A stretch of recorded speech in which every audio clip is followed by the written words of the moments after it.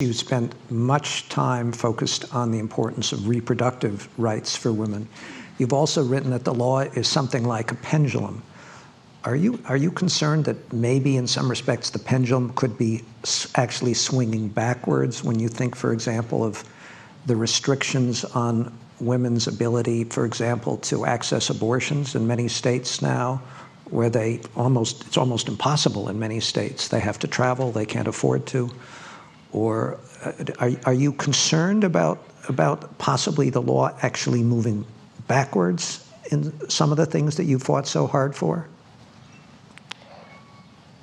Yes, but not for women like me or most of you. And not because I'm well past childbearing age, but because if truth be told, there is no woman of means in the United States who will not be able to get a safe abortion if she wants one. All of the restrictions that we see in states like Texas operate only against poor women.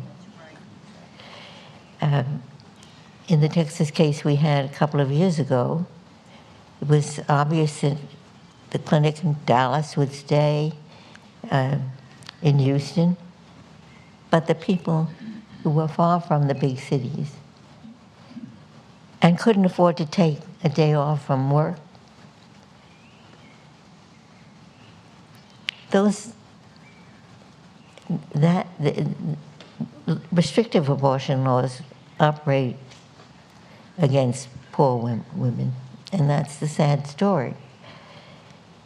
We will never go back to the way it was before Roe v. Wade because there are a number of states. At the time of Roe v. Wade, there were 4 states that provided abortion in the first trimester, no questions asked.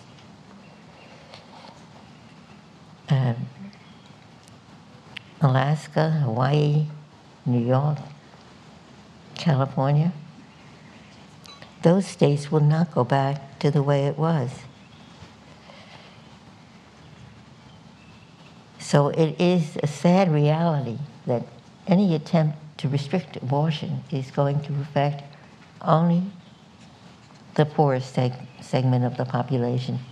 And now there are even suggestions that perhaps Medicaid funding for even contraception could be restricted. Could you imagine that theoretically as an equal protection problem if contraception itself was precluded under Medicaid? I had always thought that Roe v. Wade was put under the wrong heading. It should not have been due process. It should have been equal protection, the woman's right to choose for herself, to determine her life's course, her own destiny.